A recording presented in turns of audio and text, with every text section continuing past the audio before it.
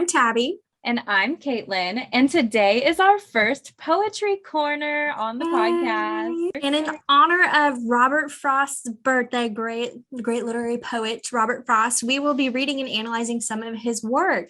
So Caitlin's going to kick us off. I am, and we are going to start with the tried and true, The Road Not Taken. I'm sure every one of you has heard this, but we're going to read these poems to you anyway. So even if you have heard them, you're going to hear them. Get over it. Get over it. Quit crying.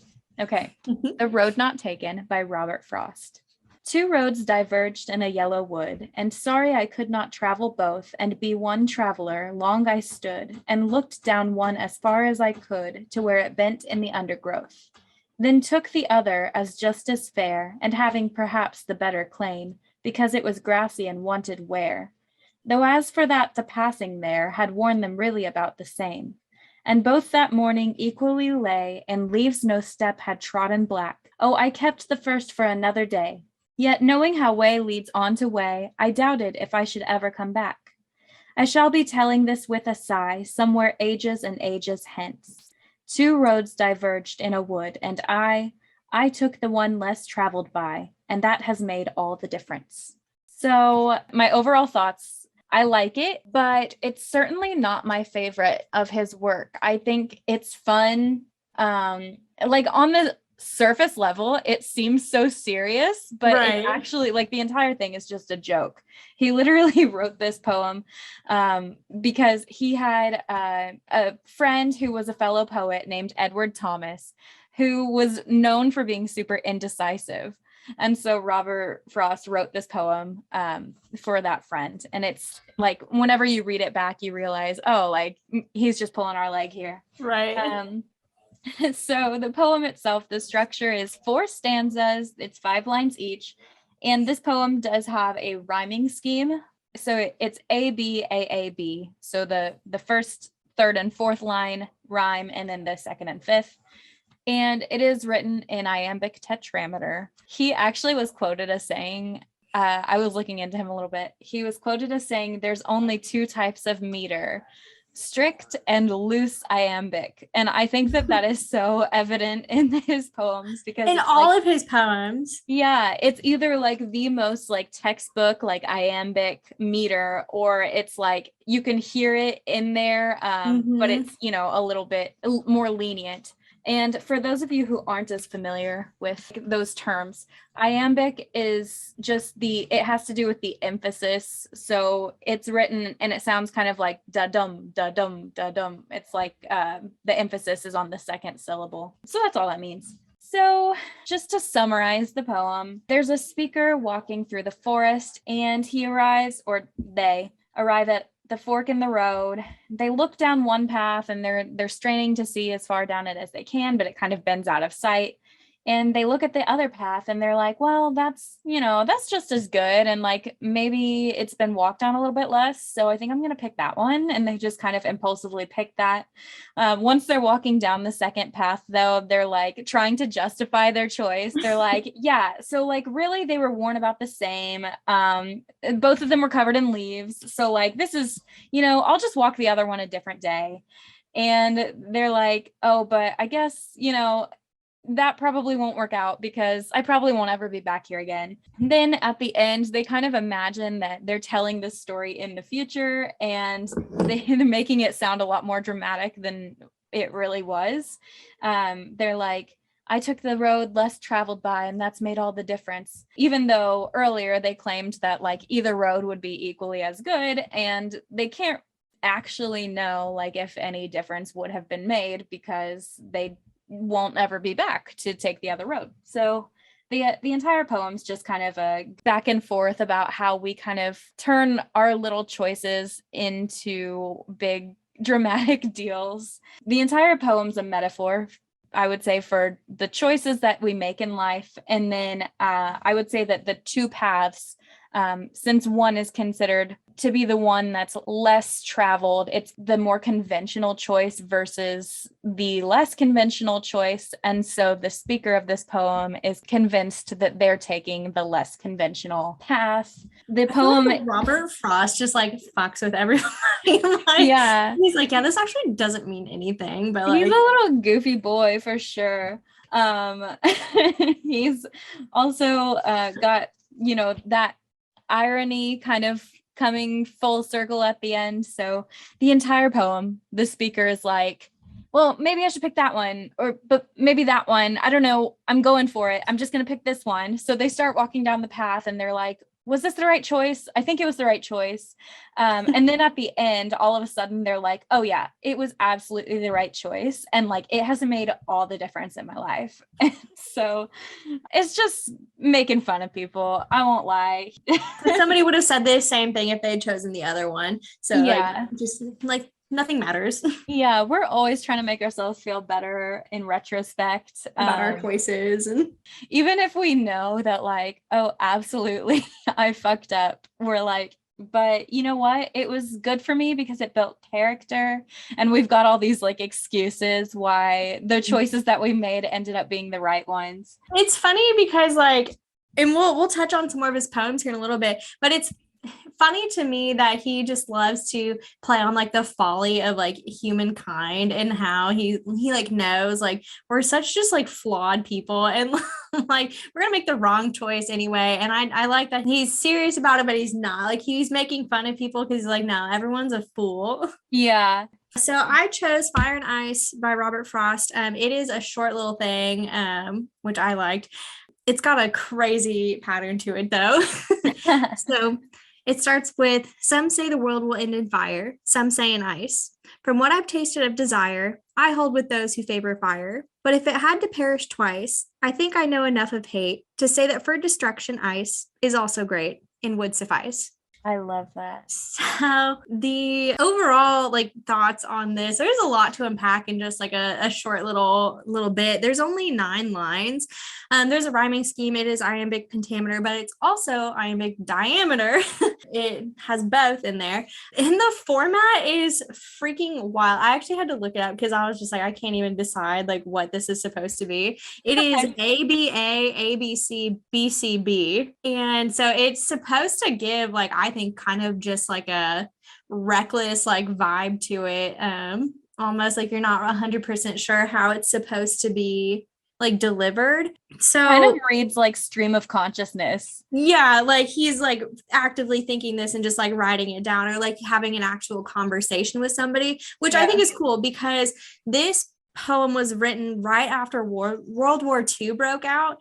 So this is right in the midst of like a lot of arguments regarding like nuclear warfare and climate change and just a lot of different like problems that people were arguing about and like how's the world gonna end? Like what's it gonna be? Is it gonna be like another ice age? Are we gonna have like a nuclear bomb dropped on us? And so I think first of all, like having like fire and ice is like the 2 examples of like how's the world going to end. I think it directly relates to it's either going to be nuclear warfare or it's going to be like another ice age coming. But really it's more just like a message for people because Robert Frost is like at first is like, yeah, like it's going to end in fire. Makes sense, makes the most sense. And he's like, but it could also be ice. And so like there's no like right or wrong answer. And I think it also just shows that even though something is bad, there can be something worse. And he's like, and if it's not fire, it's going to be ice. And if it's not this thing, it's going to be this thing. And so like the beauty of it is that it's like, no matter what it is that's ending the world, it's always people's fault. The world's going to end and it's somebody's fault. Yeah.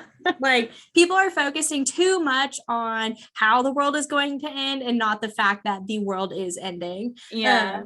And like again, this poem is so relevant to like the world right now. It aged very well, unfortunately. Unfortunately. The poem really, I think, is a metaphor really for like the indecision and destructive natures of people. Like they're not willing to acknowledge like when they're in danger or they're just so bent on being correct that they're not like acknowledging that there is like a danger to begin with or like what the final outcome is going to be. I also think there's a lot of similarities to like Dante's Inferno, which again kind of talks about how there's so many different layers to hell and like there's so many different ways to cut it here, and that like not one person is correct, not one person's gonna like end up the same, but they're all there because of something they did, type of thing. So I don't know. It's a very interesting poem. He references Dante's Inferno in Birches as well, which is the next one I I'm think going to he do. has like a lot of ties to that, but it was also just very relevant for what was happening during that time in humanity, and it has not gotten better, unfortunately. No. I wouldn't necessarily say that it's gotten worse though either. I think really it's It's the same thing. It's like it it's just be not like getting that. worse. It's just a different beast to slay here. Like Yeah. what Like the world has always been terrible. And yeah. will continue to be. Nuclear warfare, yeah, that fucking sucks. Ice Age, yeah, that's terrible. Are we gonna get freaking like sniped by like a corrupt government? That sucks. Like all of it's bad. Like none of it's good. Like one is not worse than the other.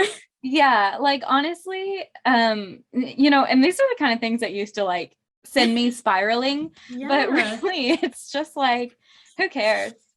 Who cares? Because that's like the thing that Robert Frost is saying, like, we're gonna die, so who cares how we die? There's absolutely nothing we can do to prevent it. So no. love that for us.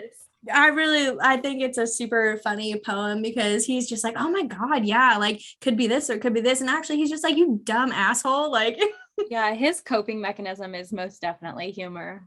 And I'm here for it. It's I love that for Robert. Okay, so the Birches is it's actually a little bit longer here. It's 59 lines. So bear with me as I read you this. It's a beautiful poem. That's so a small book. So Birches by Robert Frost. When icy birches bend to left and right across the lines of straighter, darker trees, I like to think some boy's been swinging them. But swinging doesn't bend them down to stay.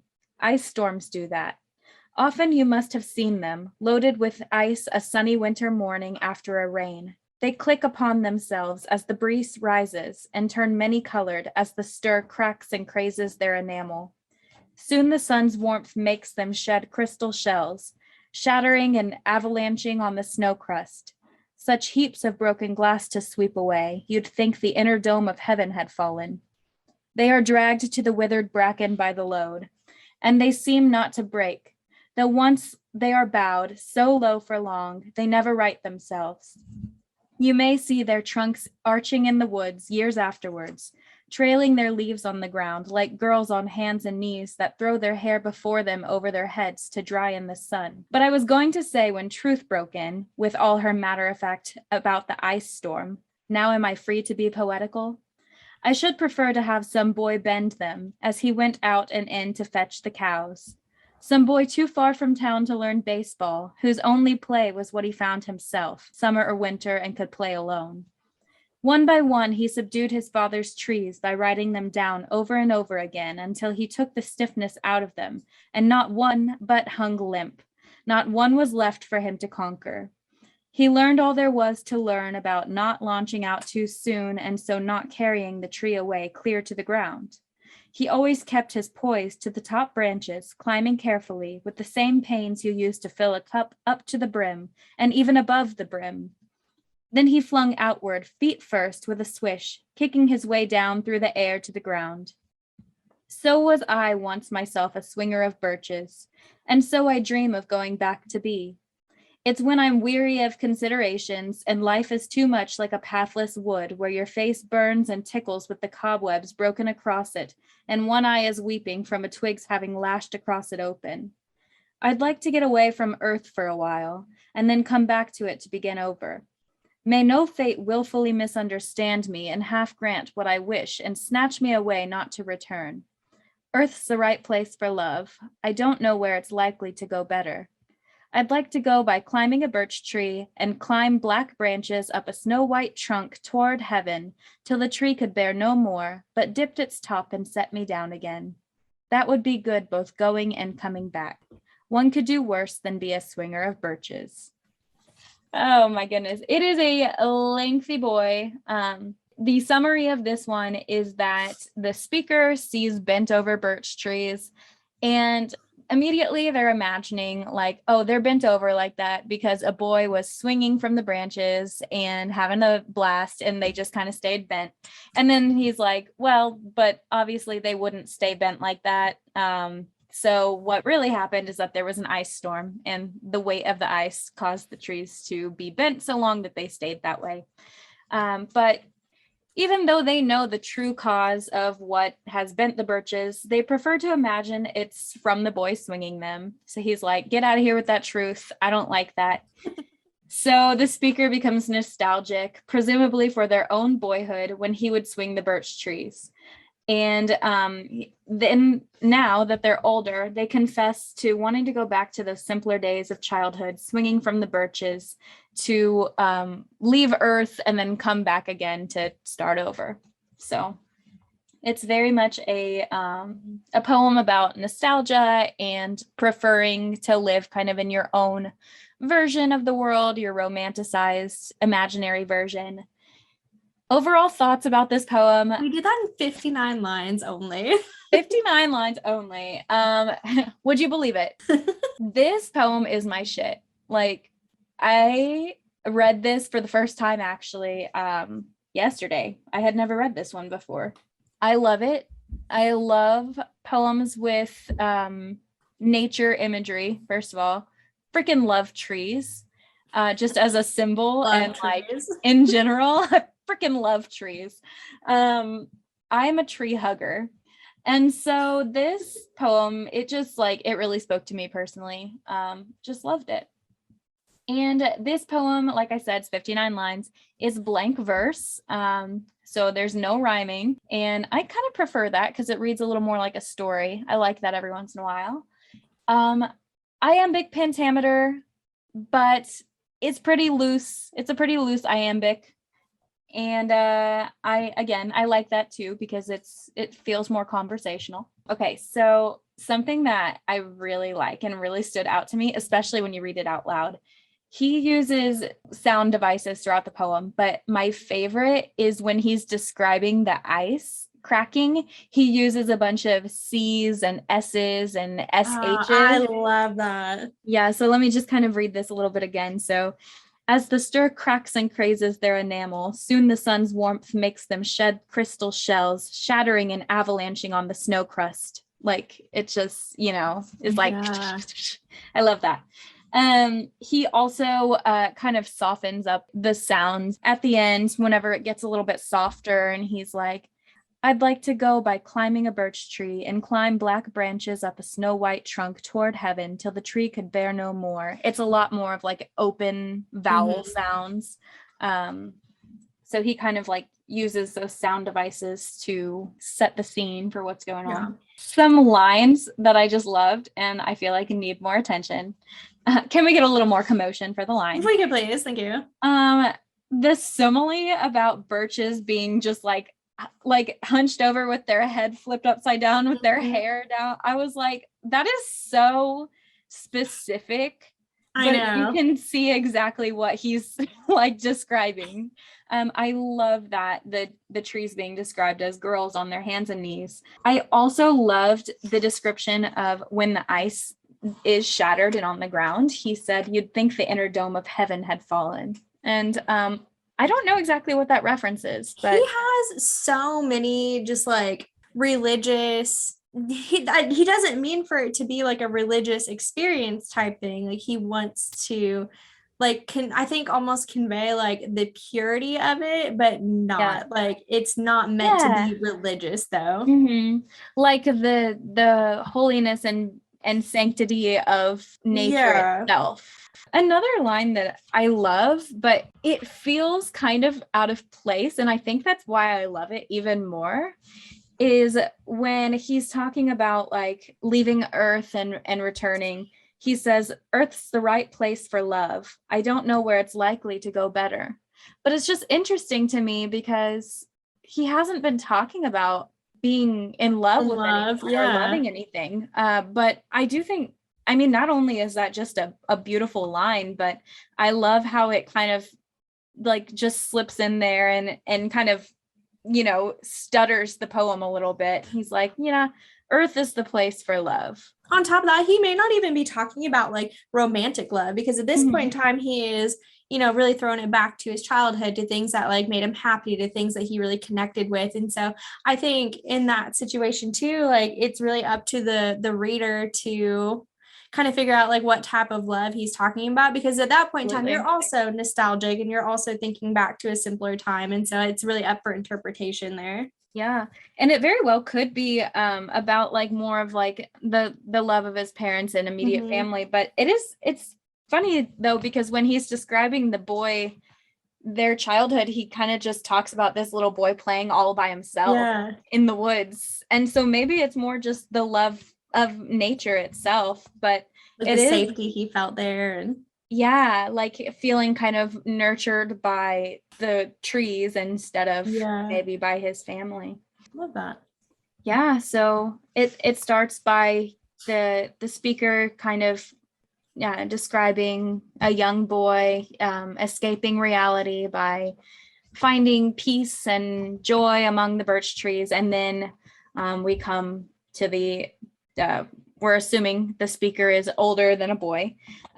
So an adult version of this child maybe wanting to relive that. So it's nice. It's like a little cycle of innocence. It's a beautiful poem. No, it really is. And he's not joking around in this one. It's I think he's very serious. Yeah, it's very sincere. Awesome. Well, the one that I chose next, it kind of reminds me of what you were talking about with your first poem, about how he made it seem very, very serious when in fact it was supposed to be something very lighthearted. The next poem I chose was The Oven Bird. And when I read it the first time, I had kind of the opposite feeling about it. I was like, wow, this is a very just like kind of upbeat, like poem. I thought that was very beautiful. And then the more I read it, the more I was just like, oh no, like this is very sad. This is very dark. It's actually about the transition from, adolescence to dying. It's basically like the changing of the seasons is representing your descent into death, essentially. It's a little deep. Hashtag deep. The Oven Bird. There is a singer everyone has heard, loud, a midsummer and a midwood bird, who makes the solid tree trunk sound again. He says that leaves are old and that for flowers, midsummer is to spring as 1 to 10. He says the early petal fall is past, when pear and cherry blossom bloom went down in showers. On sunny days, a moment overcast, in comes that other fall we name the fall.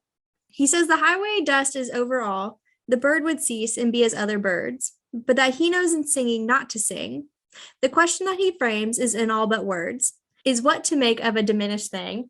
That one's hard to read. It's again kind of just like all over the place.